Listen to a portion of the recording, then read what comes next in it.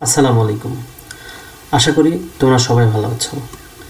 বাসায় বসে বেশ ভালো পড়াশোনা করছো। তো স্বাগতম শাহিস বাংলা কেয়ারে।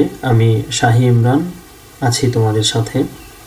তো ভিডিও শুরু করার আগে সবার কাছে একটাই অনুরোধ, যারা এখনও আমার চ্যানেলটি সাবস্ক্রাইব করোনি তারা আমার চ্যানেলটি সাবস্ক্রাইব করো এবং পাশে থাকা বেল বাটনটি বাজিয়ে দাও, যাতে এরকম কোনো শিক্ষামূলক ভিডিও ছাড়লে তুমি সাথে সাথে নোটিফিকেশনটি পেয়ে যাও।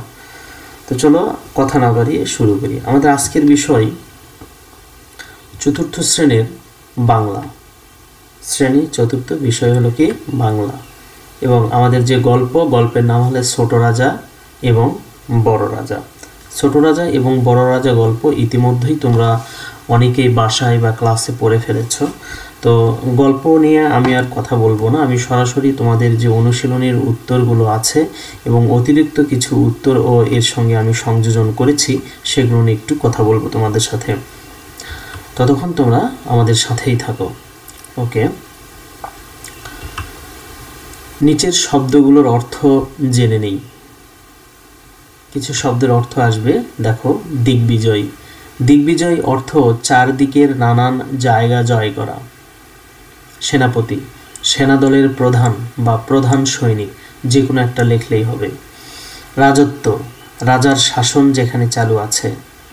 জয়ঢাক, জয়ী হওয়ার পর যে ঢাক বাজানো হয়। চর, গোপন খবর সংগ্রহ করে দেন যিনি। চর কাকে বলা হয়? যে গোপন খবর সংগ্রহ করে দেয়। বার্তাবাহক, দূত, বার্তাবাহক। অগোচর, চোখের আড়ালে থাকা। অগোচর কি? চোখের আড়ালে থাকা। খাপ্পা অর্থ রাগান্বিত হওয়া, মন্ত্রণা, পরামর্শ, অনুবীক্ষণ, চোখে দেখা যায় না এমন জিনিস দেখার যন্ত্র। ফৌজ, সৈনিক, অস্ত্র, হাতিয়ার। সন্ধি, চুক্তি হওয়া বা বন্ধুত্ব করা। রথ, রথী, রথে চড়ে যুদ্ধ করেন যিনি। ঝুপঝাপ, পতনের শব্দ। রাজ্য, রাষ্ট্র অথবা যে দেশে পৃথক শাসন ব্যবস্থা প্রতিষ্ঠিত আছে। মুঠো, মুষ্টি। মুঠো কি হবে? মুষ্টি। আচ্ছা, কিছু অতিরিক্ত শব্দের অর্থ আমি তোমাদের দেওয়ার চেষ্টা করেছি। মস্ত অর্থ কি? বিশাল। মস্ত অর্থ কি? বিশাল। কামান, তোপ বা আমরা লিখতে পারি এক প্রকার আগ্নেয়াস্ত্র। পুটলি, ছোট গাটরি, ছোট গাটরি। অন্যত্র, অন্য স্থানে। চক্ষু, চক্ষু শব্দের অর্থ চোখ। প্রবেশ অর্থ অভ্যন্তরে গমন অথবা ভেতরে গমন। ভারী, খুব। আন্দাজ, অনুমান। লক্ষ্য, খেয়াল। টুটি অর্থ কি? গলদেশ। কোষে অর্থ শক্তি প্রয়োগ করে বা জোরে। যন্ত্রণা, যাতনা। যুদ্ধ, লড়াই। অশ্ব, ঘোড়া। এরপরে আমরা শূন্যস্থান পড়ব।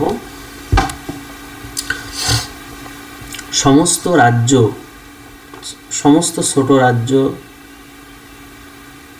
জয় করে রাজা ড্যাশ বসলেন, সিংহাসনে বসলেন। রাজার খামখেয়ালিতে মন্ত্রী মহা ড্যাশ পড়লেন। কি হবে? মহা ফাঁপড়ে পড়লেন। রাজার খামখেয়ালিতে মন্ত্রী মহা ফাঁপড়ে পড়লেন। রাজা ড্যাশ করে এসেছেন। রাজা দিগ্বিজয় করে এসেছেন। শিকারের খোঁজে রাজা ড্যাশ যাচ্ছেন, অন্যত্র যাচ্ছেন। শিকারের খোঁজে রাজা কোথায় যাচ্ছেন? অন্যত্র। রাজ্য জয়ের আনন্দে চারদিকে ড্যাশ বাজছে। জয় ঢাক, আমরা এর আগে শব্দের অর্থ করেছি জয় ঢাক মানে কেউ। এরপরে রাজা ড্যাশ করলেন, ছোট রাজা পালিয়ে যেতে পারেন। তাহলে কি হবে? আন্দাজ করলেন। ছোট রাজা আন্দাজ করলেন, ছোট রাজা পালিয়ে যেতে পারে। আশা করি তোমরা বুঝতে পেরেছ। এরপরে প্রশ্নের উত্তরগুলো জেনে নেব আমরা। যে প্রশ্ন দেওয়া আছে অনুশীলনীতে, এই প্রশ্নটা আমরা পড়ব এবং বইয়ের পুরা গল্প যেটা আছে এই গল্পটাও আমাদের ভালো করে পড়তে হবে। ওকে, ক নম্বর প্রশ্ন, বড় রাজা কিভাবে রাজ্য জয় করতে বের হলেন? তাহলে বড় রাজা মহা সমারোহে রাজ্য জয় করতে বের হলেন। সাথে নিলেন বড় বড় হাতি, ঘোড়া, কামান, বন্দুক। মস্ত জয়ঢাক পিটিয়ে বড় বড় সেনাপতির সঙ্গে বড় বড় রাজ্য জয় করতে গেলেন। আমার মনে হয় যদি তোমরা একটু মনোযোগ দিয়ে শোনো, বাসায় এক্সট্রা যে পড়াশোনা আমার মনে হয় এটা দরকার নেই। তোমরা যদি অত্যন্ত মনোযোগের সাথে আমার ক্লাসটা করো তাহলে এই উত্তরগুলো তুমি সহজেই লিখতে পারবা।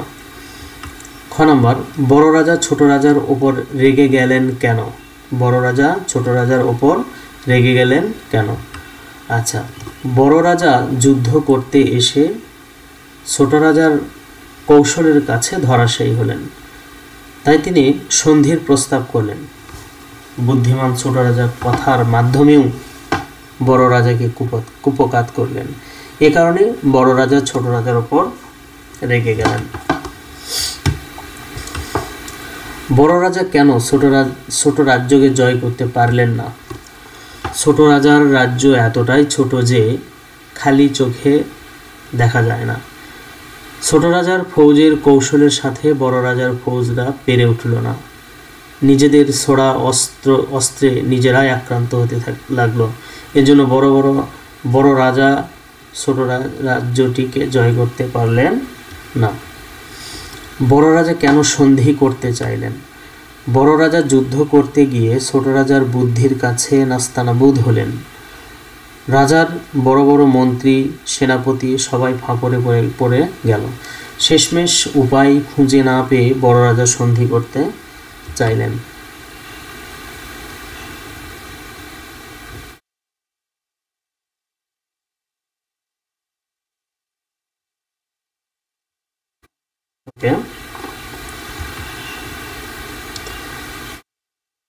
এটা আমরা পড়েছি। বড় রাজা আর ছোট রাজার মধ্যে তোমার কাকে বেশি পছন্দ এবং কেন? বড় রাজা আর ছোট রাজার মধ্যে আমার ছোট রাজাকেই বেশি পছন্দ, কারণ ছোট রাজা তার ছোট রাজ্য নিয়েই সন্তুষ্ট। বড় রাজার মতো তিনি বিনা কারণে যুদ্ধ করতে চান না। তার কথায় ও কাজে অসাধারণ বুদ্ধিমত্তার পরিচয় পাওয়া যায়। এ কারণেই ছোট রাজাকে আমার বেশি ভালো লাগে। এর মাধ্যমে আমরা প্রশ্নের উত্তরগুলো শেষ করে ফেললাম। এরপরে আমরা যুক্তবর্ণ ভেঙে একটি করে শব্দ তৈরি করা শিখব। যুক্তবর্ণ সেটাকে আবার ভাঙতে হবে, বিভাজন করতে হবে এবং একটি করে শব্দ লিখতে হবে।